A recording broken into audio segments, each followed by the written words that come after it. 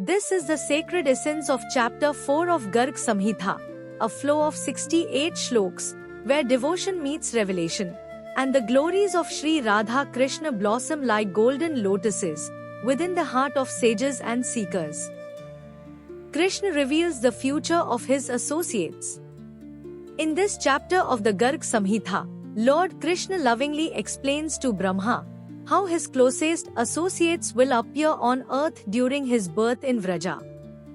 He describes Nanda, Upnanda, and Vrisbhanu not just as simple cowherds, but as great kings of countless cows, blessed with immense spiritual fortune.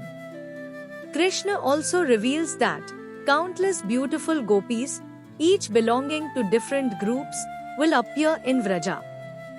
These groups originate from divine beings of Goloka. They are Sevika, maidservants, forest caretakers, and many who performed spiritual service in past ages. The Lord begins to uncover the grand plan behind his divine play in Vrindavan. How higher beings become gopis. Brahma asks how these celestial beings become gopis in Vraja.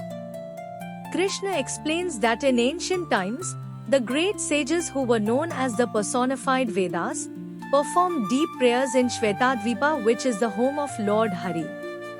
Pleased by their devotion, Lord Hari granted them a divine vision of his eternal Goloka, the enchanting Vrindavan forest, Govardhan hill, and the Yamuna's jewel-lined river banks.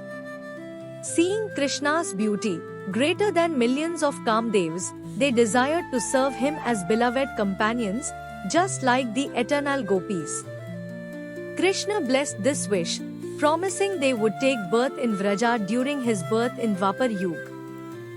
Ramayana connection, how women from ancient ages become gopis. Lord Krishna continues to explain another group of gopis to Brahma, those who desired him in previous ages. During the time of Lord Rama, many women, princesses, ascetics, and forest dwellers saw Rama's divine beauty and longed for him as their beloved.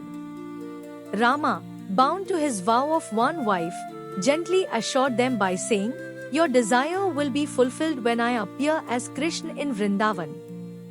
They performed austerities and preserved their devotion across ages.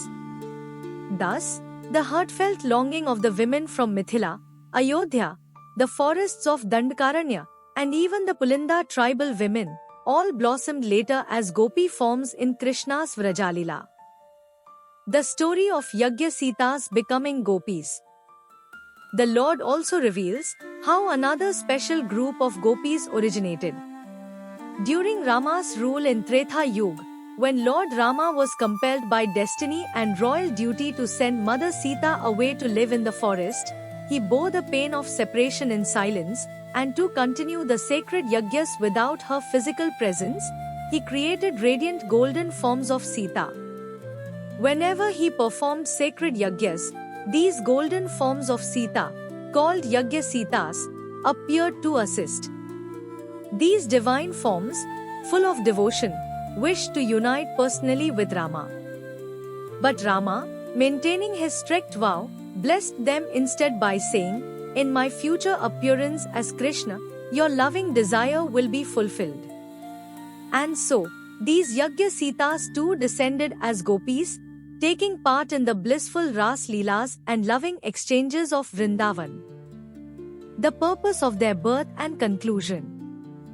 Krishna concludes that all these beings, the personified Vedas, who are great sages, women from Koshala, Mithila and Ayodhya, forest sages at Dandakaranya, tribal women of Panchvati, and even the Yagya Sitas become gopis only by immense spiritual merit, devotion, and long-standing divine desire. They appear on earth to participate in his sweetest and most intimate pastimes, the Rasalila and Vrajalila, which cannot be achieved by yogis or sannyasi through austerity alone. This chapter reveals that Krishna's Vrindavan pastimes are not ordinary. They are the culmination of countless lifetimes of devotion by the purest souls, who finally receive the chance to love and serve the Supreme Lord directly. Thus ends the sacred chapter 4 of Garg Samhita, an invitation to remember, to weep, to worship. The glories of Sri Radha Krishna have only begun to unfold. Hare Krishna. Stay tuned for chapter 5. Thank you so much for watching this divine summary of chapter 4 from the sacred Garg Samhita.